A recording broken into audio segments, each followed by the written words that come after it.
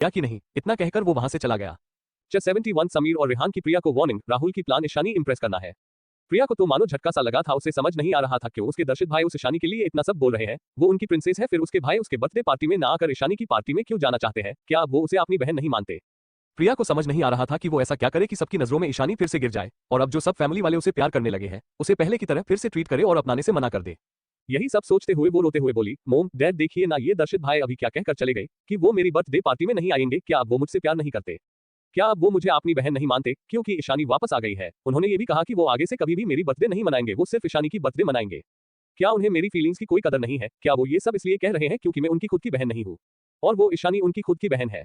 प्रिया की बात सुनकर और उसे ऐसे रोते हुए देखकर सुकेत जी उसके सिर पर हाथ फेरकर बोले, तुम दर्शित को गलत मत समझे, वो ये सब इसलिए नहीं कह रहा है क्योंकि वो तुमसे प्यार नहीं करता है, बल्कि वो ईशानी को उसका हक देना चाहता है। वो हर साल तुम्हारे बर्थडे को मनाता है, तो इस बार वो ईशानी के साथ उसकी बर्थडे में शामिल होना चाहता है। और ईशानी इस घर की बेटी है तुम्हारी तरह।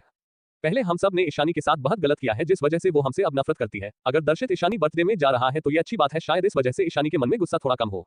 तभी समीर ने अपनी आंखें छोटी करते हुए प्रिया को देखते हुए बोला, मुझे लगता है तुम्हें भी अपनी बिहेवियर में सुधार करना चाहिए प्रिया, कहाँ कब बोलना है ये तुम्हें सीख लेना चाहिए। अगली बार अगर ईशानी के सामने तुम्हारी मुंह से कोई भी बकवास बातें निकली तो मैं भूल जाऊंगा कि तुम मेरी बहन हो। समीर की बात सुनकर प्रिया को एक पल के लिए डर लगा, कहीं उसके भाई को ये तो नहीं पता चल गया कि उनके पीठ पीछे वो कैसे ईशानी को परेशान किया करती थी। भाई आप कहना क्या चाहते हैं? मैंने कब ईशानी को क्या बोला, आप गुस्सा कर रहे हैं? प्रिया ने मासूम बनते हुए पूछा। उसकी बात सुनकर समीर उसे घूरते हुए बोला, तुम्हें क्या लगता है कि मुझे पता नहीं चला कि तुम कैसे ईशानी के आगे ये साबित करने की कोशिश कर रही थी कि फैमिली वाले सिर्फ तुमसे प्यार करते हैं, उससे नहीं? तभी आयान ना समझी में बोला, भाई आप क्या बोल रहे हैं? प्रिया ने ये कब कहा कि हम सब ईशानी से प्यार नहीं करते हैं? अयान की बात सुनकर समीर प्रिया को देखते हुए बोला, जब डैड ईशानी को शेयर देने की बात कर रहे थे तब प्रिया ने आगे आकर ईशानी से ये कहा कि घरवाले उसे बहुत प्यार करते हैं जिस वजह से वो उसे ईशानी की शेयर दे रहे हैं। तो क्या इस बात से ईशानी खुश होगी? उसे भी तो यही लगेगा ना कि हम सब प्रिया को उससे ज्यादा प्यार करते हैं जिस वजह से ईशानी की हक की सारी चीजें हम प्रिया को दे रहे हैं और हम उसे प्यार नहीं करते जिस वजह से उस छोटी सी ब्रांच की शेयर्स उसे दे रहे हैं। समीर की बात सुनकर सबको याद आया तब उन लोगों को भी प्रिया की बातें अच्छी नहीं लगी थी। सुकेत जी तो ईशानी के जाने के बाद प्रिया को समझने की सोची थी। भाई मोम डैड आप ऐसा मेरे बारे में कैसे सोच सकते हैं? मैंने ये सब जानबूझकर नहीं किया था और ना ही मैं ईशानी को हर्ट करना चाहती थी। मैं तो बस ये कह रही थी कि आप सब मुझे प्यार करते हैं, मुझे नहीं पता था कि इन सब का गलत मतलब निकल जाएगा। इतना कहकर प्रिया रोने की नाटक करने लगी ताकि सब उसकी आंसू देख पिघल जाए और उस बात को भूल जाए। और हुआ भी ऐसा ही, सबने उसके आंसू को सच मान लिया। उन्होंने सोचा शायद प्रिया सच कह रही है, उसे ईशानी के आगे शो ऑफ करने का कोई मोटिव नहीं होगा। तभी सामी उसे देखते हुए बोला, जो भी हो तुम्हें आगे से ध्यान रखना होगा और आगे से तुम कभी भी ईशानी के सामने ऐसी बातें नहीं करोगी कि ईशानी की नफरत हम सबके लिए और बढ़ जाए। फिर कुछ सोचकर बोला, और हाँ तुम्हें दर्शित की बातों का इतना बुरा नहीं मानना चाहिए, उसने सही कहा, ईशानी की सब कुछ बचपन से तुम्हें मिली है और तो और जब वो यहाँ थी तब भी हम सब अपनी खुद की बहन का बर्थडे भूलकर तुम्हारे बर्थडे मनाते आए हैं। अब मैं नहीं चाहता कि ईशानी की कोई भी हक तुम्हें मिले, क्योंकि तुम्हारी और राहुल की एक बार सगाई हो जाने के बाद मैंने डिसाइड किया है कि मैं ईशानी की आइडेंटिटी पब्लिश कर दूंगा ताकि मेरी बहन को कोई गोद ली हुई बेटी ना कहे। और मैं भी ईशानी की जन्मदिन के पूजा में जाऊंगा, पार्टी रात को है तो हम तक शायद आ जाएंगे। इतना कहकर समीर अपने रूम की तरफ चला गया। वहीं समीर की बातें सुनकर सुकेत जी और प्रिया जी शॉक थे, पर उन्हें भी समीर की बातें सही लगी। आखिर यही तो सच था, ईशानी ही उनकी खुद की बायोलॉजिकल बेटी, इस खानदान की प्रिंसेस थी। प्रिया को उन्होंने बचपन से प्रिंसेस तरह पाला था, वो अब भी प्रिया से प्यार करते थे, पर उन्होंने अपनी बेटी की सारी हक प्रिया को देकर गलती किया था और उनकी गलती की वजह से आज उनकी खुद की बेटी उनसे इतनी नफरत करती है कि उन्हें देखना भी नहीं चाहती। अगर अब भी वो ईशानी की हक प्रिया को दिया तो हो सकता है ईशानी यहाँ कभी आए ही ना, जो वो सब बिल्कुल भी नहीं चाहते थे। वहीं प्रिया की पैरों तले मानो जमीन ही खिसक गई थी। वो नहीं चाहती थी कि ईशानी की आइडेंटिटी कभी भी पब्लिक में अनाउंस हो। अगर ऐसा हुआ तो वो पूरी तरह से बर्बाद हो जाएगी। पहले जैसे जिस नजर से सब ईशानी को देखते थे, आइडेंटिटी रिवील होने के बाद सब उसे उसी नजर से देखेंगे। सब उसकी मजाक उड़ाएंगे कि वो सिर्फ एक गोद ली हुई बेटी है जो मेहरा फैमिली की टुकड़ों पर पल रही है। कोई भी उसे वैसा ट्रीट नहीं करेगा जैसे वो सब अभी उसे मेहरा फैमिली की प्रिंसेस समझकर करते हैं। नहीं, ऐसा नहीं हो सकता। मैं ईशानी की आइडेंटिटी इस तरह पब्लिक में नहीं आने दे सकती, वरना मेरी रेपुटेशन और इस फैमिली और मोम डैड भाइयों की इकलौती प्रिंसेस होने का टैग भी मुझसे छीन जाएगा। उसके बाद सब मेरी मजाक उड़ाएंगे। उसने अपने मोम डैड की तरफ देखा और बोली, मोम डैड भाई ये क्या कह रहे हैं? क्या सच में वो ये अनाउंस कर देंगे कि मैं आपकी गोद ली हुई बेटी हूँ? आरती जी कुछ कहती उससे पहले ही रेहान ने अपनी भौहें चढ़ते हुए बोला, जो सच है वो है सच, आज नहीं कल तो पूरी दुनिया के सामने आएगा ही, इसलिए तुम्हें भी इसे एक्सेप्ट कर लेना चाहिए। ऐसे भी ये जगह ईशानी की है जो उसे मिलना चाहिए था, जो जगह हमेशा से उसकी ही थी। ये तो ईशानी अच्छाई है कि उसने तुम्हें इस फैमिली में आने के बाद एक्सेप्ट किया, जबकि वो चाहती तो इस सबके लिए तुम्हें ब्लेम कर सकती थी कि इतने सालों तक तुमने उसकी लग्जरियस लाइफ जिया, उसके माँ बाप भाइयों का प्यार भी तुम्हें मिला। पर उसने ऐसा कुछ नहीं किया था, बल्कि इस घर की असली प्रिंसेस होने के बावजूद भी उसे किसी नौकर की तरह रहना पड़ा। और मैं आज तक इस बात को भुला नहीं हूं कि कैसे तुमने तुम्हारे सारे पुराने कपड़े ईशानी को दे दिए थे। उस वक्त तुम्हारी जितनी गलती हम सबकी भी थी, जिस वजह से मैंने तुम्हें कुछ नहीं बोला था। पर अगर आगे तुमने फिर से इसी बचकानी हरकत किया ईशानी को दुखी करने के लिए, तो मैं तुम्हें जरूर सजा दूंगा और मुझे कोई रोक भी नहीं पाएगा। इतना कहकर वो मुड़ा और ऊपर चला गया। अयान भी उसके पीछे पीछे चला गया। सुकेत जी और आरती जी ने एक दूसरे को देखा, फिर प्रिया की तरफ देखा जो रेहान की बात सुनकर सुबक रही थी। वो जानते थे कि प्रिया से ज्यादा तो शायद सबकी गलती, उन्होंने कभी अपनी बच्ची प्यार ही नहीं दिया, तो भला वो प्रिया से क्या बोले। प्रिया को लगा उसकी मोम डैड उसे संभालेंगे, कुछ कहेंगे, पर उसकी सारी उम्मीद को तोड़ते हुए सुख जी वहां से चले गए। तुम रो मत, तुम तो अपने भाइयों को जानती हो, हम सबकी वजह से ईशानी ने बहुत सफर किया है। ईशानी इस घर की बेटी है, तुम्हें उसके साथ मिलकर रहना चाहिए। इतना कहकर आरती जी भी चले गए, क्योंकि उनके दिल में भी तूफान सा उठ रहा था। उन्हें खुद पर ही शर्मिंदगी हो रही थी कि उन्हें अपनी खुद की बेटी का बर्थडे याद नहीं था, जबकि उन्होंने खुद ईशानी को अपने कोख से जन्म दिया था। वही प्रिया, जिसकी उनके साथ कोई खून का रिश्ता नहीं था, उसके लिए उन्होंने अपनी बेटी की दिल दुखाया, ये सोचकर उनका मन दुख और गिल्ट से भर गया था। सबके जाने के बाद प्रिया ने गुस्से में अपनी मुठिया कस ली। उसे ईशानी से हद से ज्यादा नफरत हो रही थी। अपनी फैमिली का ईशानी के लिए इतना प्यार देखकर उसे गुस्सा आ रहा था। पहले जब ईशानी नहीं थी कितना अच्छा था, सब उसे कितना पे करते थे। जब से ईशानी इस घर में आई है तब से मेरी जगह छीनने में लगी हुई है। नहीं ईशानी नहीं, तुम कभी शांति से नहीं रह सकती, मैं तुमसे तुम्हारा कुछ छीन लूंगी देखना। फिर कुछ सोचते हुए उसने अपना फोन निकाला और कॉल करते हुए घर से बाहर की तरफ चली गई। वहीं महाजन मैंशन में सब सोफे पर बैठे हुए थे। राकेश महाजन थोड़ा टेंशन में लग रहे थे। डैड, मुझे तो लगता है हमें इस प्रोजेक्ट में मेहरा फैमिली से मदद लेनी चाहिए, ऐसे भी वो प्रिया के नाम शेयर्स करने वाले हैं, हम उसे भी आगे यूज कर सकते हैं, राहुल ने कुछ सोचते हुए कहा। तभी मोहिनी महाजन बोली, हाँ राहुल सही कह रहा है, ऐसे भी प्रिया की वजह से वो हमारी हेल्प जरूर करेंगे। तभी राकेश उनकी बातों को काटते हुए बोले, नहीं ये आसान नहीं है, समीर मेहरा इस वक्त सब कुछ संभाल रहा है, उससे डील करना आसान नहीं है। भले ही प्रिया की शादी राहुल से होने वाली है और वो उसे शेयर्स भी दे दे, पर वो उसे ज्यादा शेयर नहीं देंगे। चाहे जो भी हो, हमें ये भी नहीं भूलना चाहिए कि प्रिया उस खानदान की असली बेटी नहीं है। एक बार मेहरा फैमिली ने ये अनाउंस कर दिया कि ईशानी उनकी रियल डॉटर है और प्रिया गलती से आ गई थी और एक गोद ली हुई बेटी है, तब प्रिया की कोई स्टेटस नहीं रह जाएगी दुनिया के सामने। तब हम उससे बस उस शेयर्स ही ले सकते हैं जो ज्यादा दिन तक तो हमारी बिजनेस में मदद नहीं करेगी। बाकी उस प्रिया के पास ना तो कोई काबिलियत है ना ही फैमिली बैकग्राउंड, इसलिए हमें जो भी करना सोच समझकर करना है। आपने पति की बात मोहिनी जी को भी सही लगा। वो अपनी सिर हिलाकर बोली, आप बिल्कुल ठीक कह रहे हैं, उस लड़की को सिर्फ पैसा उड़ाना आता है, बाकी वो किसी काम की नहीं है। अगर हम पहले से जान गए होते कि वो लड़की किसी काम की नहीं है और मेहरा फैमिली की असली बेटी नहीं है, तो मैं उसकी सगाई मेरे बेटे से करने को कभी राजी नहीं होती। तभी रोमिका बोली, मोम मुझे भी ऐसा ही लग रहा है, ईशानी प्रिया से बहुत ज्यादा काबिल है, वो इतनी कम उम्र में पूरे मेडिकल वर्ल्ड पर भगवान कही जाती है। मैंने तो ये भी सुना है बहुत सारे रिच फैमिली के लोग उसे अपॉइंट लेने के लिए लाइन में खड़े रहते हैं और डॉक्टर ईशा की नेटवर्थ मेहरा कॉर्पोरेशन 10 गुना ज्यादा है। मैंने तो ये भी सुना है कि लोग उससे ट्रीटमेंट के लिए उसे अपनी सारी प्रॉपर्टी देने को भी तैयार रहते हैं। अगर उस वक्त हमने गलत नहीं होती और ईशानी अच्छा बर्ताव किया होता तो क्या पता ईशानी भाई को पसंद करने लगती। ऐसे भी भाई की ओरिजिनल मंगेतर तो ईशानी ही है ना कि वो प्रिया। अगर एक बार वो भाई को पसंद कर लेती और भाई और ईशानी की शादी हो जाती तो हमें पूरी दुनिया में प्रेस्टीज और सम्मान मिलता कि ईशानी महाजन फैमिली की बहू है, और ईशानी के पास जितना पैसा है उससे हम मेहरा कंपनी जैसी 10 और कंपनियां खड़ी कर सकते थे। हम तो गलत थे ही, क्योंकि हमें ईशानी के बारे में नहीं पता था कि वो ही मेहरा फैमिली की असली बेटी है और डॉक्टर ईशा है। पर भाई आपको क्या हुआ, आपने उस प्रिया को क्यों चुना? वो दिखने में ईशानी के आसपास भी नहीं है। उसकी बात सुनकर राहुल बोला, अगर मुझे उस वक्त ईशानी की असली आइडेंटिटी पता होती तो मैं प्रिया की तरफ देखता भी क्यों? मुझे तो लगा था कि प्रिया मेहरा फैमिली की बेटी है, उसके नाम पे बहस प्रॉपर्टी होंगे, नहीं तो ईशानी के आगे मैं प्रिया को कभी नहीं चुनता। फिर कुछ सोचकर बोला, पर अभी भी देर नहीं हुई है, अगर एक बार ईशानी मुझसे इंप्रेस हो गई तो मैं प्रिया को अपनी लाइफ से बाहर फेंक दूंगा। तभी मोहिनी जी बोली, बिल्कुल बेटा तुमने सही कहा, वो प्रिया हमारे घर की बहू बनने की लायक ही नहीं है। प्रिया की घर में 2 दिन बाद पार्टी है, तुम्हें उस वक्त ईशानी को जरूर इंप्रेस करना होगा। राहुल ने हाँ में सिर हिला दिया, पर उसे क्या पता ईशानी कोई मासूम लड़की नहीं है जो उससे चल में आकर उससे इंप्रेस हो जाए। यार आप सब लाइक ही नहीं करते हो, ना ही शेयर करते हो, व्यूज भी बहुत कम आ रहे हैं, पर जितने भी रीडर्स हैं अगर उनमें से आधे रीडर्स लाइक करे तो भी बहुत होगा आगे कंटिन्यू करने में। पेंसिव फेस 72 इन्फॉर्मेशन, दादी माँ और कल्पना जी की मोक्ष को बातें सुनाना, शादी। वहीं दूसरी तरफ रहाने विला दीप्ति डिस्चार्ज होकर घर आ गई थी, क्योंकि उसे बस चेहरे पर मारा गया था और पैर में दर्द था। वो अपनी मॉम डैड के साथ हॉल में बैठी हुई थी। अपनी खूबसूरत चेहरे की इस खराब हालत की वजह से वो घर में ही रह रही थी। बाहर जाने की उसकी हिम्मत नहीं हो रही थी, क्योंकि उसकी चेहरा बिल्कुल फूला हुआ लग रहा था। तभी बाहर से वीरेंद्र रहाने की असिस्टेंट अंदर आया और वीरेंद्र जी के सामने खड़ा हो गया। उसे देखकर वीरेंद्र जी ने पूछा, कुछ पता चला उन दोनों लड़कियों के बारे में जिनकी वजह से मोक्ष ने मेरी बच्ची की ये हालत किया है? जी सर, हमारे आदमियों ने कुछ तो पता लगा लिया है, पर उनके बारे में सब कुछ पता करना बिल्कुल पॉसिबल नहीं है।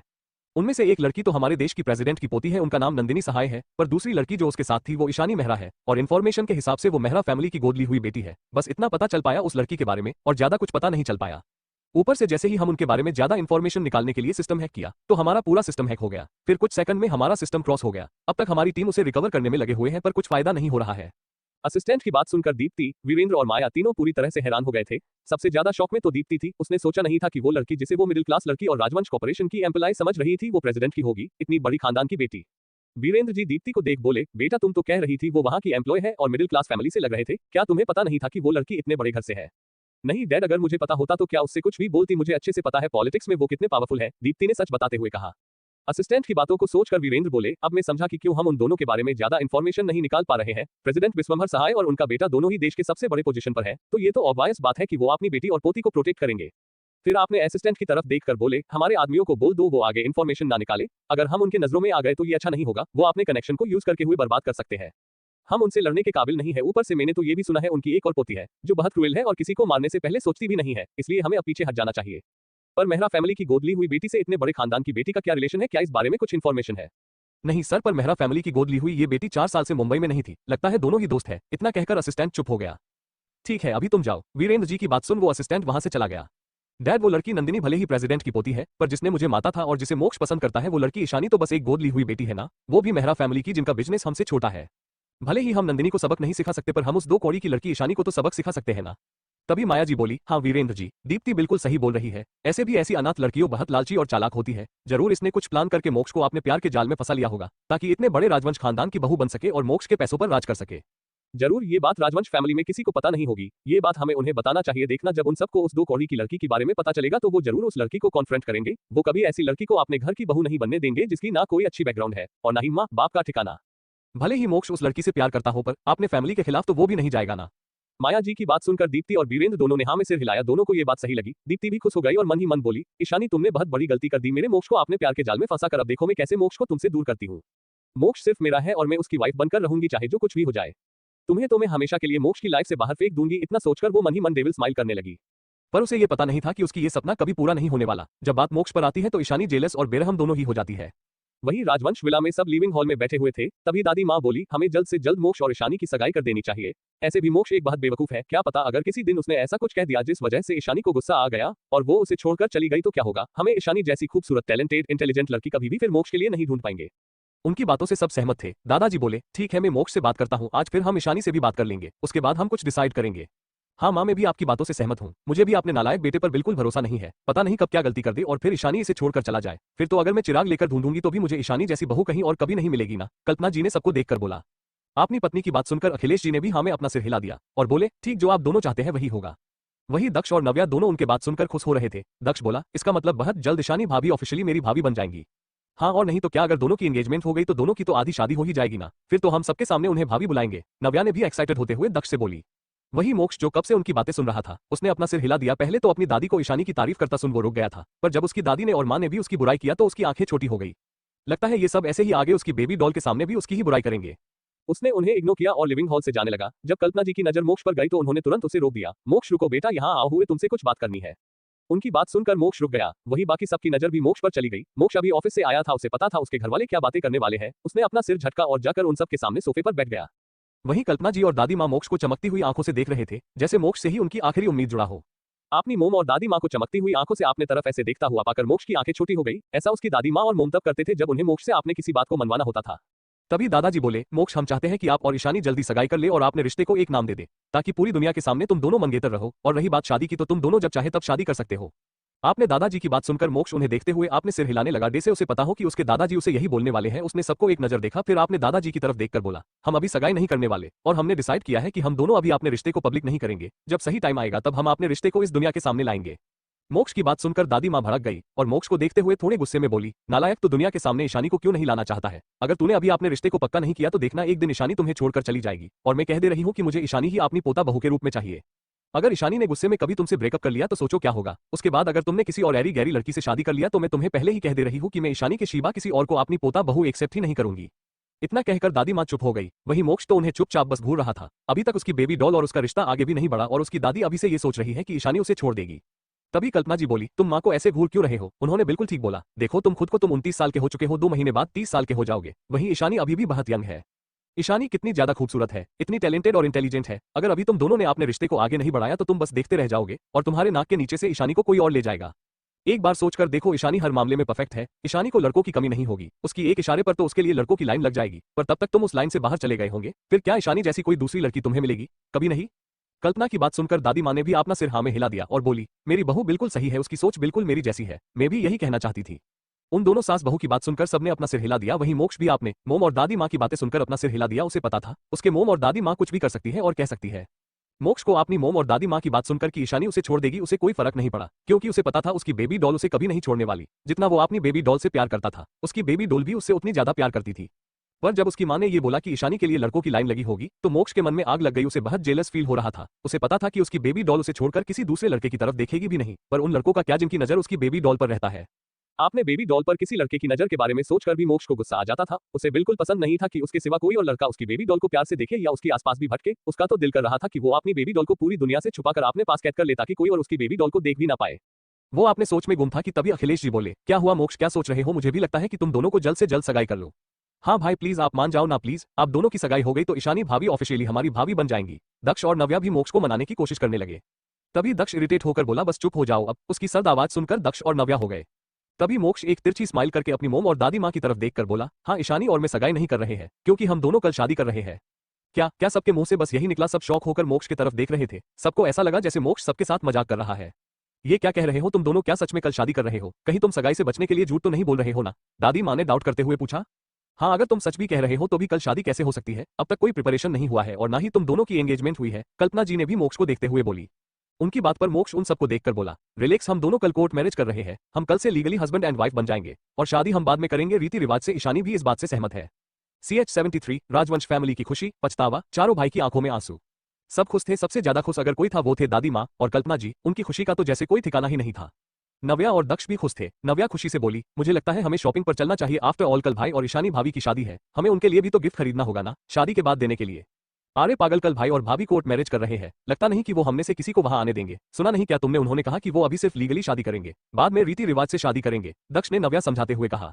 कल हम शायद उनसे ना मिल पाए पर हमें गिफ्ट तो तैयार करना ही चाहिए ना, नव्या बोली। फिर कुछ सोचकर उसकी आंखें चमक उठी और वो अपनी मोम और दादी माँ की तरफ देखकर बोली, मोम, दादी माँ क्यों ना आप भाई से बोले कि वो भाभी से शादी करने के बाद कल उन्हें यहाँ लेकर आए। ऐसे भी शादी के बाद तो बड़ों का आशीर्वाद लिया जाता है ना, तो शादी चाहे कोर्ट मैरिज ही क्यों ना, आप भाई को जरूर मना सकते हैं। नव्या की बात सुनकर दादी माँ और कल्पना जी की भी आंखें चमक उठी। उन्हें भी नव्या का आइडिया बहुत अच्छा लगा था।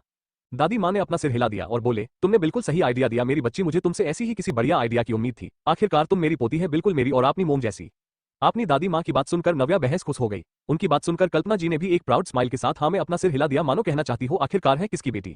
वहीं उन तीनों की बातें सुनकर दादाजी और अखिलेश जी ने बस अपना सिर हिला दिया। ऐसे भी इस घर में उनकी भला कहाँ चलने वाली थी। वहीं उन तीनों की बातें सुनकर दक्ष ने अपना मुंह बना लिया। उसे तो कभी कभी लगता था उसकी दादी माँ, मोम और बहन तीनों एक दूसरे की परछाई है। मेहरा मैंशन। सब डाइनिंग टेबल पर बैठे हुए थे। दिन में जो भी हुआ था दादी माँ ने दादाजी को सब कुछ बता दिया था, पर दादाजी इस वक्त चुप थे। वो जानते थे इन सबको बोलने का कोई फायदा नहीं होने वाला, वरना आज वो सब ऐसे आपने ही बेटी को पराया ना कर बैठते।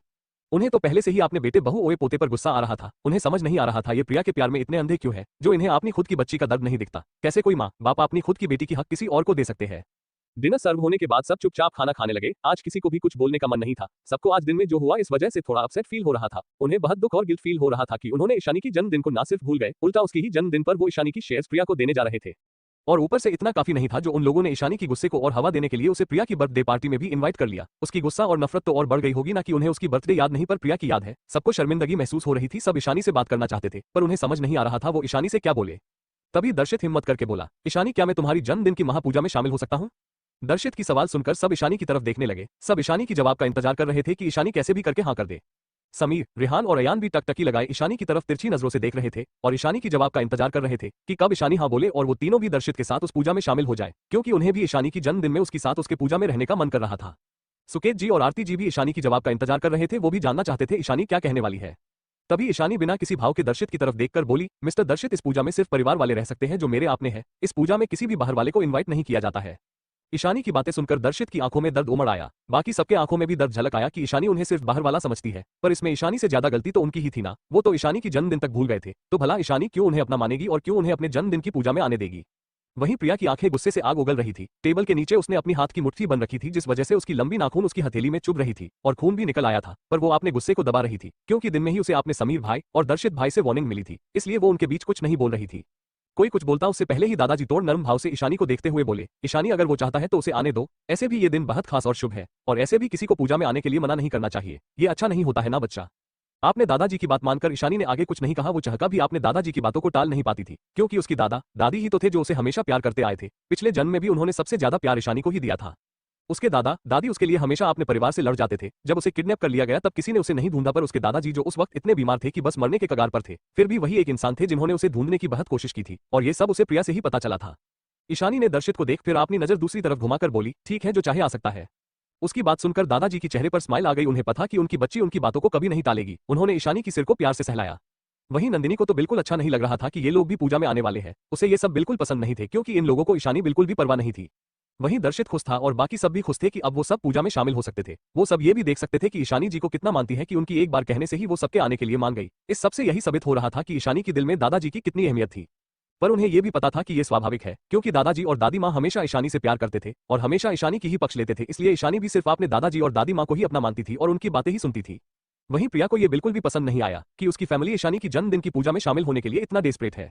वहीं दूसरी शहर से दूर एक बंगले में, जहां हर तरफ गार्ड्स थे, घर के अंदर एक आदमी सोफे पर बैठा था और एक टक अपने हाथ में पदक फोटो देख रहा था। तभी पास में खड़ा उसका राइट हैंड रजत बोला, बोस, इस फोटो में जो लड़की है वही क्वीन है। हमारे आदमियों ने उस बेस पर नजर रखी थी और यही लड़की इन दिनों में एक बार बेस में आई थी। कोई और लड़की वहां नहीं आई है। इस हिसाब से हमें तो लगता है यही क्वीन है। सोफे पर बैठा डैनियल एक टक उस फोटो को देख रहा था। उसने उस फोटो पर से नजर हटाया और बोला, जो लोग नजर रखे हुए थे उनका क्या हुआ? डैनियल बात सुनकर रजत थोड़ा हिचकिचाते हुए बोला, बॉस उन लोगों को शायद क्वीन के लोगों ने पकड़ लिया है, पर पकड़े जाने से पहले लगता है एक आदमी ने फोटो सेंड कर दिया है। मुझे नहीं लगता कि अब तक वो लोग जिंदा होंगे। राजन की बात सुनकर डैनियल थोड़ा हंसा फिर बोला, तब तो ये जरूर क्वीन ही होगी, वरना हमारे आदमियों को क्यों मारते वो लोग? फिर उसने उस फोटो को देखते हुए बोला, मुझे कुछ भी हो जाए पर क्वीन आपने पास आपने बाहों में चाहिए। फिर फोटो को देख बोला, एक बार तुम मेरी हो जाओ तो मैं तुम्हें सच में क्वीन की तरह रखूंगा।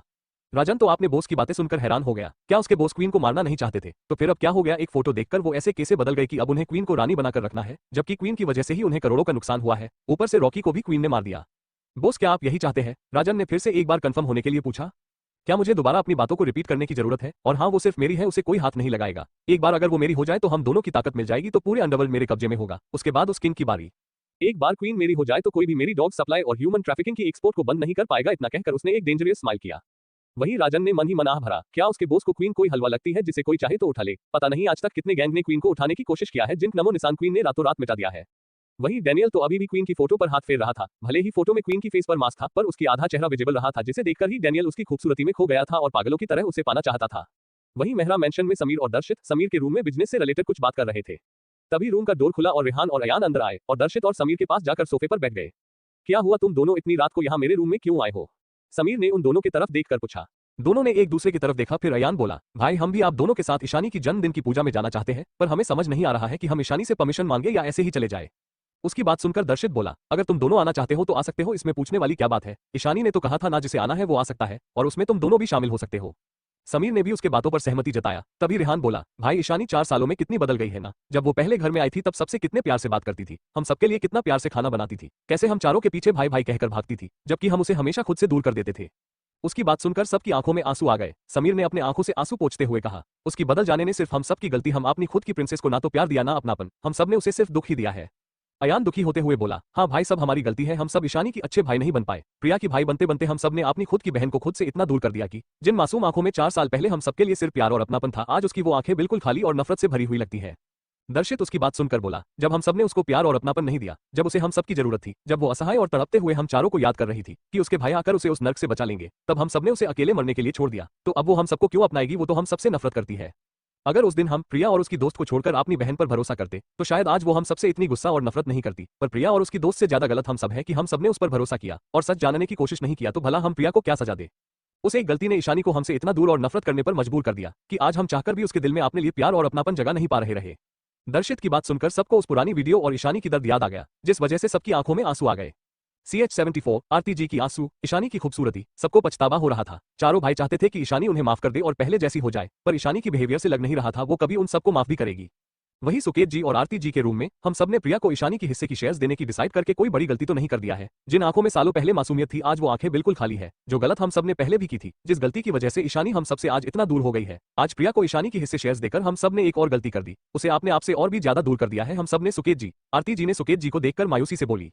आरती जी की बात सुनकर सुकेत जी ने उनकी तरफ देखकर बोले, आपको क्या लगता है आरती, ईशानी के पास पैसों की कमी है? बिल्कुल नहीं, आज वो जिस पोजीशन पर है उसके पास पैसों की कमी नहीं है जो वो प्रिया को शेयर मिलता देख गुस्सा करेगी।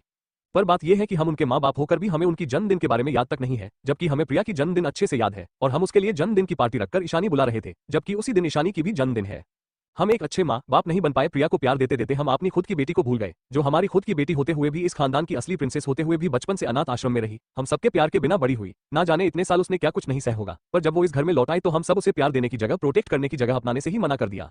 उसे अकेला छोड़ दिया, किसी और के कहने उस पर इल्जाम भी लगाया। उसे यहाँ रहकर कभी वो खुशी नहीं मिली जो उसे मिलनी चाहिए थी। हम सबने उसे हमेशा दर्द दिया, पराया समझा। तो आपको क्या लगता है इतना सब कुछ होने बावजूद भी वो हम सबको अपना मानेगी, जबकि हम सबने सिवाय दुख दर्द के उन्हें कुछ नहीं दिया? ये कहते वक्त उनकी आंखों में नमी और होंठों पर एक दर्द भरी स्माइल थी, जैसे वो खुद का ही मजाक उड़ा रहे हो। उनकी बातें सुनकर आरती जी की आंखों में आंसू आ गए। वो रोते हुए बोली, हमें पता है हमने बहुत सारी गलतियां की है, हम अपनी खुद की बच्ची को वो प्यार और अपनापन नहीं दे पाए, माँ होकर भी हम उनकी दर्द को नहीं समझ पाए। जानते हैं इतनी बड़ी गलती को माफ करना इतना आसान नहीं है, पर हम फिर भी चाहते हैं कि ईशानी हमें माँ कर दे। हमें हमारी बेटी वापस चाहिए सुकेत जी, हम उनके मुंह से आपने लिए फिर से माँ सुनना चाहते हैं, हम फिर से उनकी प्यारी प्यारी बातें सुनना चाहते हैं। क्या ऐसा कभी नहीं होगा सुकेत जी? इतना कहकर आरती जी ने रोते हुए अपना सिर सुकेत के कंधे पर रख दिया।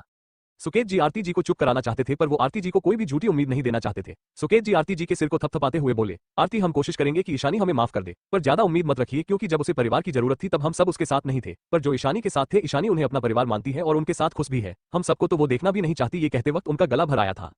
सुबह का वक्त मेहरा मेंशन सब हॉल में बैठ हुए थे। वहीं प्रिया कल की बेइज्जती को पूरी तरह से भूल चुकी थी और अपनी नई महंगी ब्रांडेड ड्रेस और ज्वेलरी की शो ऑफ सबके सामने कर रही थी, जो उसने जिद करके अपने भाई और डैड से अपने बर्थडे के लिए मनवाई थी। आखिरकार उसका बर्थडे था, वो किसी भी तरह से ईशानी से कम नहीं लगना चाहती थी। उसने तो ये तक डिसाइड कर लिया था कि वो भी अपने घर वालों के साथ ईशानी की पूजा में जाएगी, ये देखने के लिए कि वहाँ कौन कौन आ रहा है। और उसका एक मकसद और भी था, जो कि अमीर फैमिली की लड़कों से मिलना। ऊपर से ईशानी की दोस्तों की फैमिली भी इंडिया की सबसे पावरफुल फैमिली है और उसने उनके बेटों के बारे में भी सुना था। वो बस वहां जाकर उन्हें अपनी खूबसूरती के जाल में फंसाना चाहती थी। तभी हॉल में ईशानी और नंदिनी आए। उन्हें देखकर प्रिया की मूड खराब हो गया, पर वो इस वक्त ईशानी से बिल्कुल पंगा नहीं लेना चाहती थी। उसे डर था कि कहीं उसके भाई गिर से उसे डांट ना दे। तभी कुछ सोचकर उसने मन ही मन डेविल स्माइल किया और सुकेत जी और समीर की तरफ देख बोली, thank you dad, thank you भाई, आप सबसे बेस्ट हो। आपने मेरे लिए आले ब्रांड के ड्रेस और ज्वेलरी मनवा दिया मेरी बर्थडे के लिए। आपको पता है मुझे ये लिमिटेड एडिशन वाली ड्रेस बहुत पसंद आई थी, पर आप ये मेरे लिए ले आए। ये सब कहते हुए वो अपनी तिरछी नजरों से ईशानी की तरफ देख रही थी। प्रिया ने ये सब ऐसे बोला था जैसे वो खुशी से ये सब बोल रही हो, पर असल में तो प्रिया ने ईशानी को सुनाने के लिए ही ये सब तेज आवाज में बोला था। पर जब उसने ईशानी को देख कि कैसे ईशानी की फेस पर अब भी कोई इमोशन नहीं है, ये देखकर उसे गुस्सा आ रहा था, पर वो करती भी क्या। इस वक्त वो पूरी तरह से डिसएडवांटेज में थी, इसलिए वो चुप रही। उसने अब तक बस ईशानी की चेहरे को देखा, पर उसने जब पूरी तरह से ईशानी को देखा तो वो एक पल के लिए हैरान हो गई, पर अगले ही पल उसकी आंखों में ईशानी के लिए जलन और नफरत उभर आई। ईशानी की खूबसूरती हमेशा उसकी आंखों में खटकती थी। ईशानी की इतनी ज्यादा खूबसूरती उसे बिल्कुल बर्दाश्त नहीं थी। वहीं जब बाकी सबने ईशानी को देखा तो बस देखते रह गए, क्योंकि ईशानी ने आज एक मैरून कलर की साड़ी पहन रखी थी। उन्होंने आज से पहले उसे कभी साड़ी में नहीं देखा था। ऊपर से उसकी कमर तक आते खुले बाल, उसकी काजल से सनी ग्रे आंखें जो आज पहले से भी ज्यादा खूबसूरत लग रही थी, उसकी दूध सा गोरा बेदाग चेहरा, घनी पलके, पिंक होंठ, कानों में छोटे छोटे झुमके और उसकी खूबसूरती को दूसरों की नजरों से बचाने के लिए जैसे भगवान ने उसकी होंठों के नीचे तिल के रूप में काला टिका लगा दिया हो। ऐसा लग रहा था जैसे ईशानी सच में स्वर्ग से आई कोई परी हो। ईशानी बाकी सबकी नजरों को इग्नोर करके अपने दादाजी और दादी माँ के पास गई और बोली, दादाजी मुझे थोड़ा काम है, मुझे आज आने में लेट हो जाएगा। दादाजी ने भी हाँ में सिर हिला दिया। तभी दादी माँ उसकी बालाएं लेते हुए बोली, आज मेरी पोती बिल्कुल राजकुमारी लग रही है, किसी की नजर ना लगे मेरी बच्ची को। उनकी बात सुनकर ईशानी होंठों पर एक स्माइल आ गई और वो उनके पास जाकर बोली, आप है ना मेरी नजर उतारने के लिए, तो कैसे मुझे किसी की नजर लग सकती है।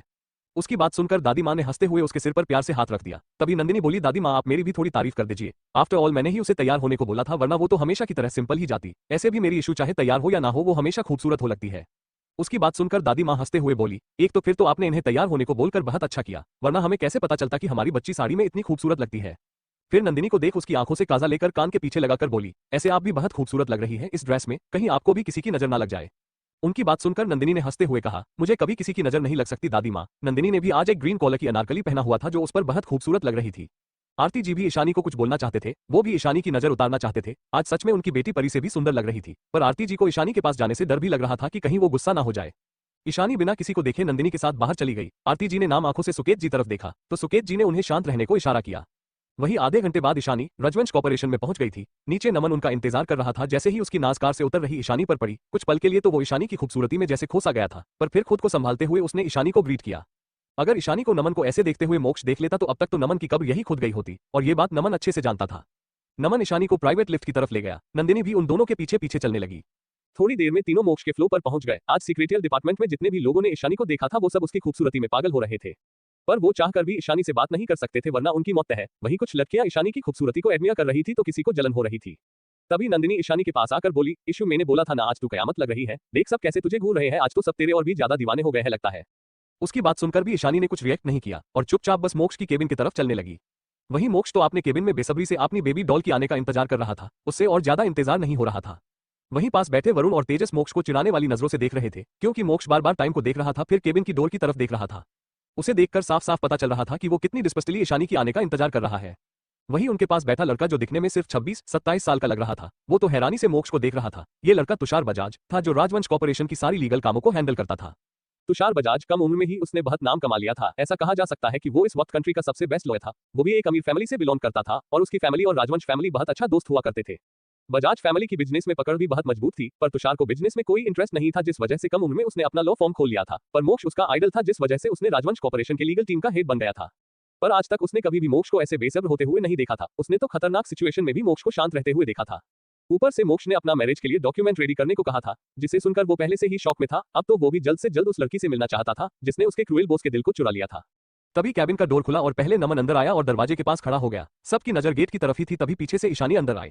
ईशानी के अंदर आते ही सब उसे एक टक देखने लगे। वहीं मोक्ष का तो मानो हाल ही बेहाल था। उसे ऐसा लग रहा था जैसे उसका दिल उसके सीने से उछलकर बाहर आ जाएगा। वहीं तेजस जो ईशानी को देख रहा था, जब उसकी नजर ईशानी के पीछे खड़ी नंदिनी पर गई तो वो नंदिनी को बस देखता रह गया। नंदिनी इस वक्त इतनी खूबसूरत लग रही थी कि तेजस का मन कर रहा था मोक्ष के साथ साथ वो भी आज ही अपनी नंदिनी से शादी कर ले। वहीं तुषार भी ईशानी की खूबसूरती में खो गया था। उसे तो आसपास की आवाज तक महसूस नहीं हो रहा था और न ही उसे कोई दूसरा दिखाई दे रहा था। उसे तो बस इस वक्त अपने चारों ओर ईशानी ही दिखाई दे रही थी। वो ईशानी को देखते हुए बोला, हाय, ये लड़की कितनी ज्यादा खूबसूरत है। क्या ये कोई अप्सरा है जो सीधा स्वर्ग से धरती पर आ गई है? ये सच है या मैं कोई सपना देख रहा हूँ?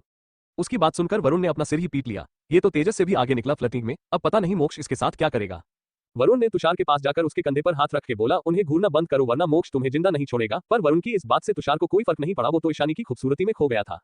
तुषार ने वरुण के हाथ को झटक कर बोला, मुझे डिस्टर्ब मत करो, मैं बहुत खूबसूरत परी को देख रहा हूँ। मैंने आज तक अपनी जिंदगी में इतनी खूबसूरत लड़की कभी नहीं देखा।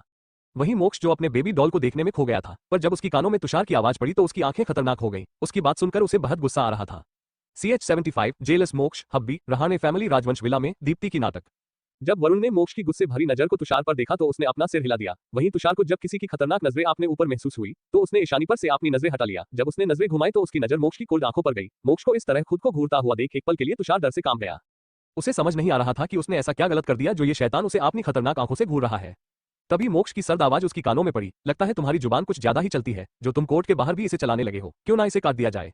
मोक्ष की बात सुनकर तो अब तुषार की हालत डर से खराब हो गई थी। उसने ना में सिर हिलाकर अपने मुंह पर हाथ रख लिया, जैसे मोक्ष अभी उसकी जबान काट देगा। मोक्ष अपनी जगह से उठकर ईशानी की हाथ पकड़कर उसे अपने पास बैठा लिया। वहीं ये देखकर तो जैसे तुषार की आंखें मानो बाहर आने को थी। उसे समझ में आ गया कि उसका बॉस इतने गुस्से में क्यों था, पर उसे तो लगा था उसके बॉस किसी बिजनेस पर्पस से शादी कर रहे होंगे। पर यहाँ तो पूरी बात ही अलग थी। उसके बॉस को देखकर लगता नहीं कि उन्हें शादी के लिए अफसोस हो, वो तो बहुत खुश लग रहे हैं।